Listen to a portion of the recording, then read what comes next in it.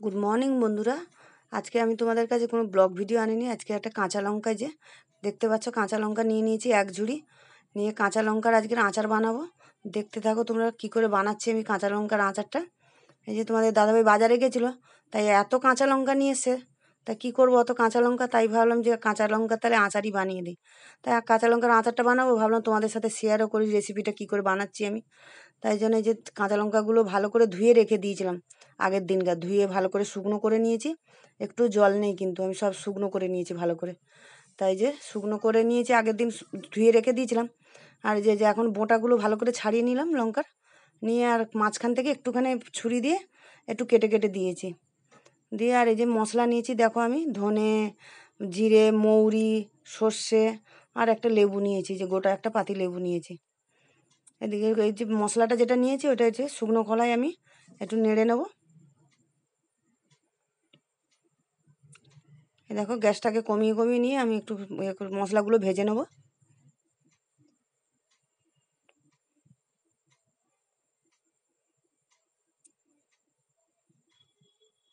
নেড়ে রাখছি ভালো করে, যাতে না মশলাগুলো তলাটা পুড়ে যায়, এই জন্য ভালো করে নেড়ে নেড়ে এই যে ফটফট করে ফাটছে, এবারে নাবিয়ে নিচ্ছি। খুব বেশি কালো করব না, হালকা করেই ভেজেছি। মশলাটা তো নাবিয়ে নিলাম, নিয়ে ওই কড়ার মধ্যে আমি কিছুটা তেল গরম করে নেব। এই দেখো সর্ষের তেল আমি দিয়ে দিচ্ছি কড়াতে। তেলটা ভালো করে গরম করো, কারণ আমি ওই কাঁচা লঙ্কার আচারে কাঁচা তেল দেবো না, তার জন্য তেলটা ভালো করে যে গরম করে নিচ্ছি।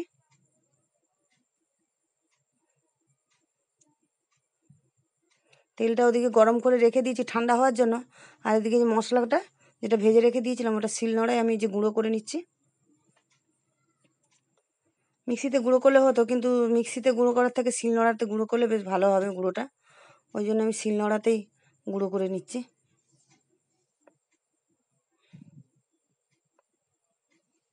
এদিকে মশলাটাও গুঁড়ো করে নিয়েছি, আর এই যে লেবু নিয়েছিলাম একটা, এই লেবুটা রস বার করে নিচ্ছি আমি। লেবু রসটা দিলে লঙ্কাটা বেশ মানে মচমচে হবে, আর টকটক হবে, ঝাল ঝাল টকটক হবে, ওই জন্য লেবুটা দিলাম। এই যে লেবু রসটা বার করে রেখেছি, ওদিকে তেলটাও ঠান্ডা করে নিয়েছি। এদিকে দেখো আমি এবারে মশলাগুলো কি কি দিচ্ছি এর মধ্যে। এই যে নুন দিয়ে দিলাম,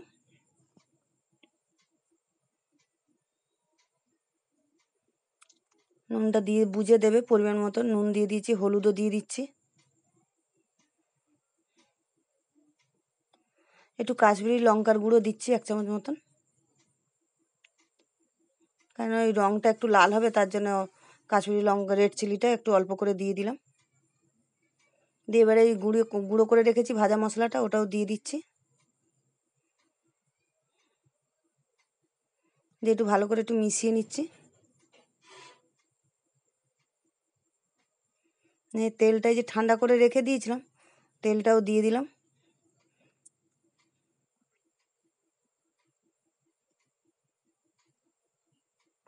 গরম তেল দিলাম না লঙ্কাতে, কেন তাহলে লঙ্কাতে গরম তেলটা দিলে না লঙ্কাগুলো চিপসে যাবে, ওই জন্য তেলটা গরম করে ঠান্ডা করে নিয়েছি। আর ওর মধ্যে দিয়ে দিলাম যে লেবু রসটা বার করে রেখেছিলাম, লেবু রসটাও দিয়ে দিলাম, দিয়ে ভালো করে মেখে নিয়েছি।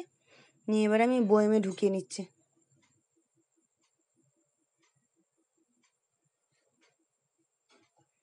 এই দেখো সবটা বয়েমে ঢুকিয়ে নিলাম।